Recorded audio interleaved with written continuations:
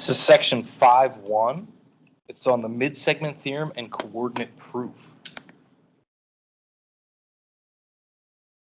The mid-segment of a triangle is a segment that connects the midpoints of two sides of a triangle.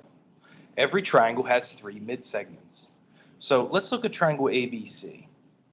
This segment MP is a mid-segment because M is a midpoint. And I know it's a midpoint because these lengths for these segments are indicated to be the same.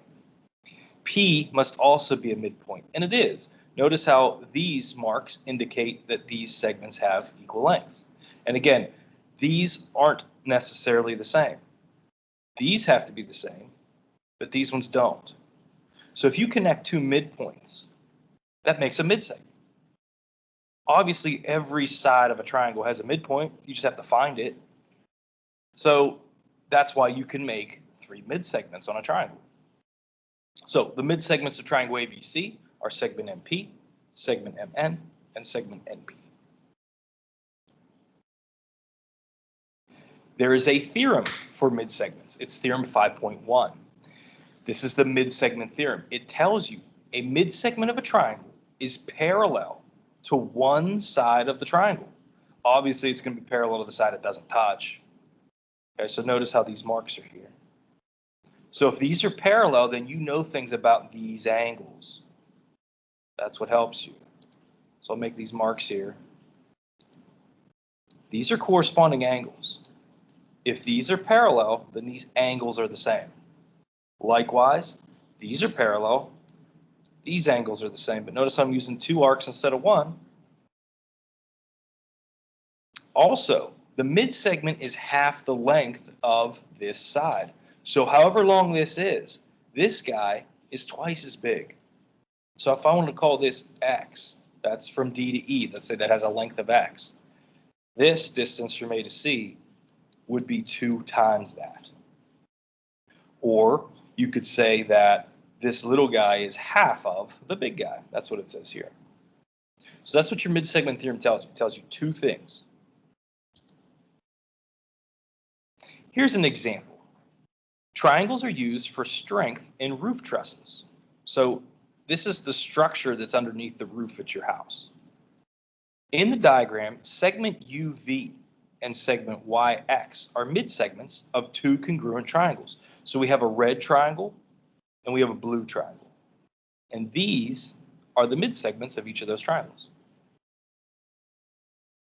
Find the distance from Z to X. Find the distance from Z to V, and then find the distance from X to Y. That would be this guy. Okay, so if this midsegment is 6 feet long, how long would it be from Z to X? It'd be 12 feet long. Remember, the midsegment is half the length of the side that it doesn't touch. Now, they're telling you that these two triangles, the red and the blue, are congruent.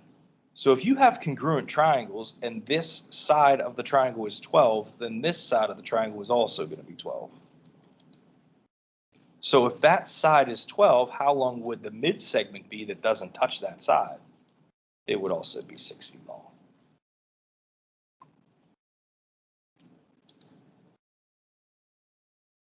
We're going to use the midsegment theorem. In this kaleidoscope image, segment AE is congruent to segment BE. This one is congruent to this one. I'm not sure what color to use here. It looks like a bright yellow. That guy is congruent to that guy. Also, segment AD, I'm going to put 2 marks on it, is congruent to segment CD. What that means is point D is a midpoint and point E is a midpoint. So that makes this segment DE a midsegment by definition. Show that segment CB is parallel to segment DE. Well, you don't really have to do much showing.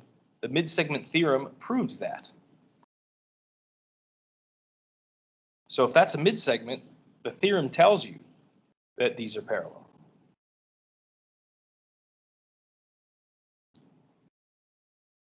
In the next video, we're going to look at what's called coordinate proof. But we're going to talk about it right now at the end of this video. A coordinate proof involves placing geometric figures in a coordinate plane. When you use variables to represent the coordinates of a figure in a coordinate proof, the results are true for all figures of that type. So here's what it's going to look like.